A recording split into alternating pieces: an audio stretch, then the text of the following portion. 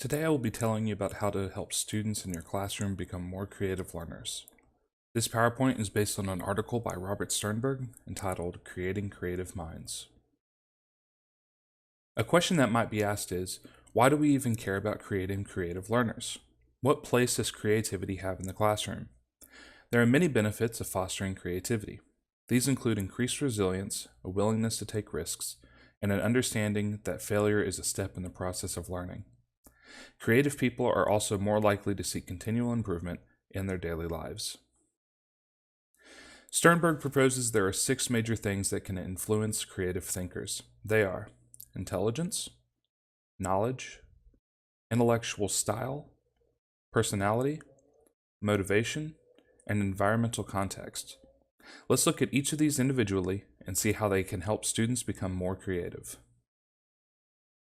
One thing that's very important is that each of these elements feed off each other. If one or more elements is missing or not adequately supported, the creativity of the student will suffer. Additionally, creative thinking requires active encouragement.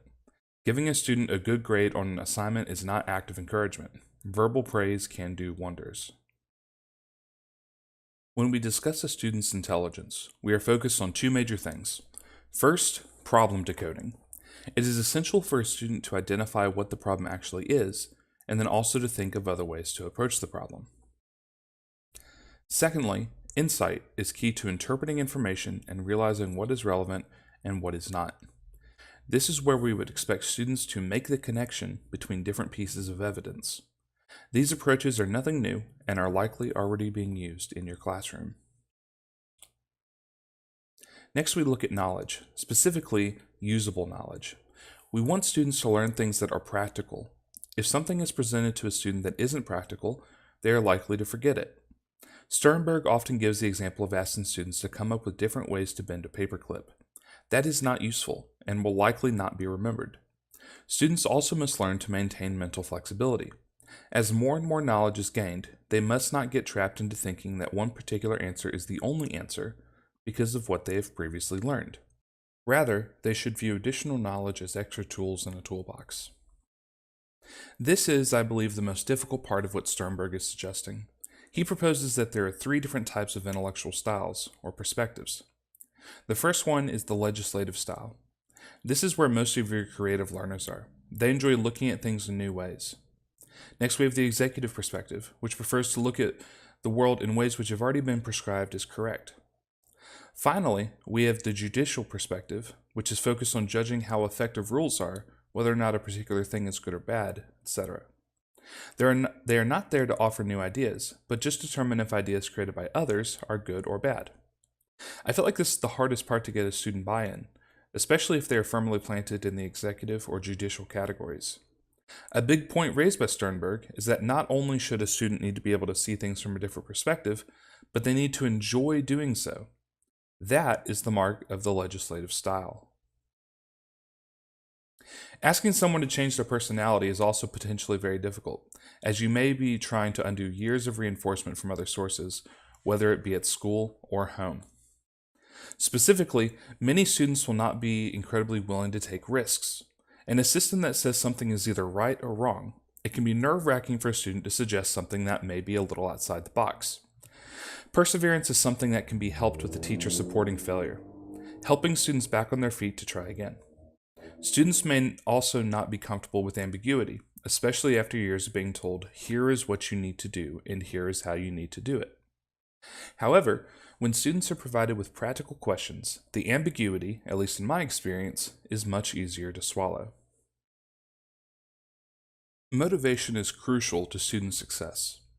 Thankfully, this is actually easily achieved if we are asking practical questions that students want to know the answers to. Later, I will talk about the process of student formulating their own questions, but know that when a student is answering a question that they themselves asked, there is natural intrinsic motivation. The harder of the 2 types, the motivation to excel, is something that must be naturally developed by a student.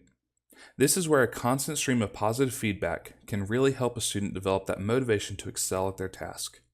Specifically, the teacher should look for ways to reward creative excellence rather than just arriving at a solution by more mainstream means. When we talk about environmental context, we're really talking about the atmosphere of the classroom. The teacher should do their best to promote each of the following points. First of all, a good classroom environment will help spark creative ideas. Specifically, we're looking at ideas that are new, ideas that are, of course, creative. A focus on synthesizing ideas rather than memorizing them will achieve this goal. Next, time should be given for students to follow up on their ideas. Sternberg mentions that very often students are unable to spend time taking their ideas further.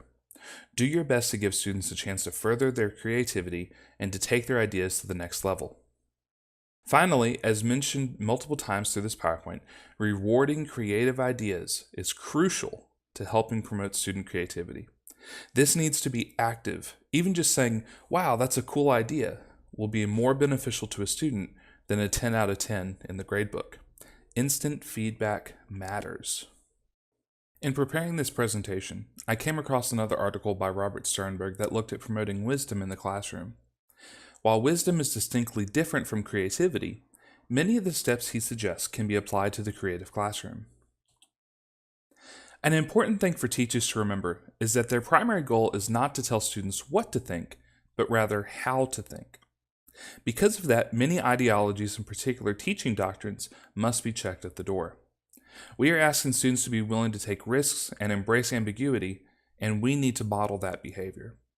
This is not suggesting that the teachers should be unprepared, but rather to be prepared for the unexpected. We should also teach students to recognize their own interests in a pursuit to push them to create practical questions that they can apply to themselves. However, we should also teach them to consider the ideas of others, as it promotes their intellectual skill of seeing problems from another perspective.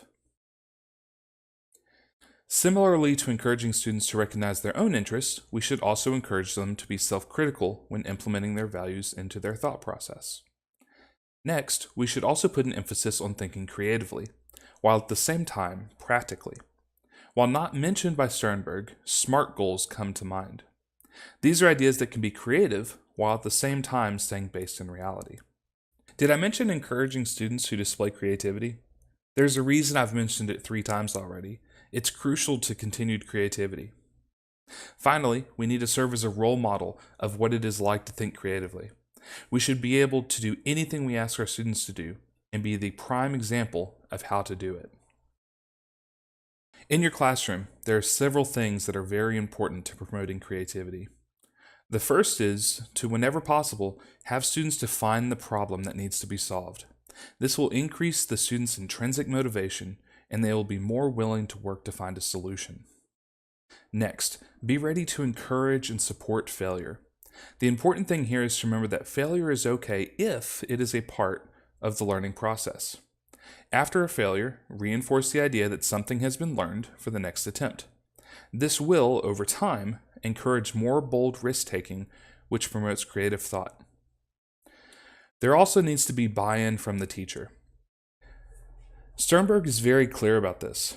As I mentioned at the start of the presentation, each of these elements feeds off each other, and they are all needed to succeed. Focusing solely on one element will likely have positive effects, but not the full desired effect. Do not spend time working on things that are not useful. Ideally, all knowledge in the classroom should be usable knowledge. Trivial questions will produce trivial results. Take a step back and reconsider what your ideal student looks like. If you're anything like most teachers, you'd say that it's a student that listens to instructions, works hard, completes the assignment as requested, and doesn't shake up the lesson plan. When we wish to promote creativity, though, we want students to ask those probing questions that maybe we aren't quite ready to deal with.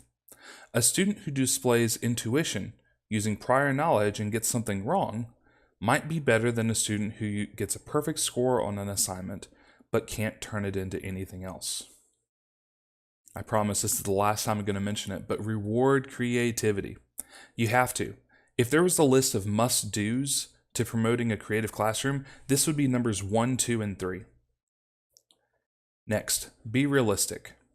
Even Sternberg says that for this to really work, it would require a complete overhaul of the purpose of school. You are one teacher in one classroom, and you can only do so much, but you have to start somewhere. Finally, be patient. This will likely not be an easy thing to incorporate into your classroom, and students may take a while to warm up to the idea of going off script and taking a risk. It will take time, but eventually it will pay off. I hope that this presentation has helped you learn some of the early steps to developing a creative classroom.